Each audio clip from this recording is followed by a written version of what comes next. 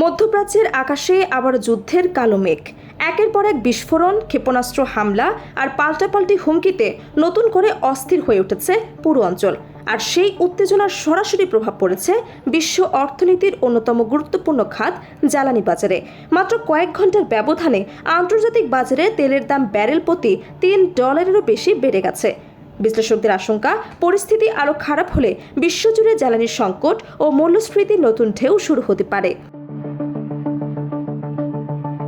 মধ্যপ্রাচ্যের চলমান উত্তেজনা ও সরবরাহ ব্যবস্থা নিয়ে বাড়তে থাকা উদ্বেগের কারণে আন্তর্জাতিক বাজারে অপরিশোধিত তেলের দাম আবারও ঊর্ধ্বমুখী হয়েছে। বিশেষ করে ইসরায়েলের নতুন সামরিক তৎপরতা এবং ইরানের বিভিন্ন শহরে বিস্ফোরণের খবর সামনে আসার পর বিনিয়োগকারীদের মধ্যে আতঙ্ক ছড়িয়ে পড়ে। ফলে তেলের বাজারে শুরু হয় ব্যাপক কেনাবেচা। সর্বশেষ তথ্য অনুযায়ী ব্রেন্ট ক্রুড অয়েলের দাম একদিনেই $3.20 বেড়ে ব্যারেল প্রতি $96.24 পৌঁছেছে। একই সময় মার্কিন WTI অপরিশোধিত তেলের দাম বেড়েছে $2.87। ফলে প্রতি ব্যারেলের মূল্য দাঁড়িয়েছে $93.41।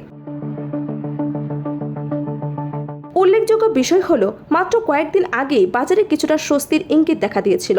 যুক্তরাষ্ট্র এবং ইরানের মধ্যে উত্তেজনা প্রশমনের সম্ভাবনা তৈরি হওয়ায় গত শুক্রবার তেলের দাম কিছুটা কমেছিল, কিন্তু সেই স্বস্তি দীর্ঘস্থায়ী হয়নি। নতুন করে সংঘাতের আশঙ্কা দেখা দেওয়ায় বাজার আবারও অস্থির হয়ে উঠেছে।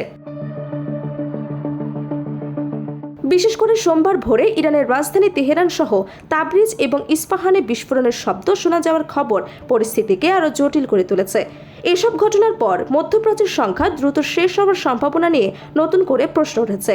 একই সঙ্গে বিশ্বের অন্যতম গুরুত্বপূর্ণ জ্বালানি পরিবহন রুট হরমুজ প্রণালীর নিরাপত্তা নিয়েও উদ্বেগ বেড়েছে।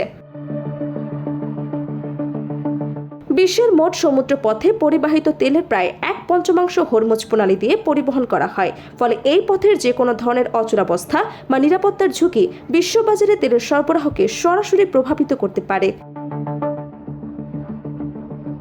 এদিকে রোববার ইরান ইসরায়েলের বিভিন্ন লক্ষ্যবস্তুতে ক্ষেপণাস্ত্র হামলা চালানোর পরও কূটনৈতিক সমাধানের সম্ভাবনা পুরোপুরি শেষ হয়ে যায়নি বলে দাবি করেছে যুক্তরাষ্ট্র।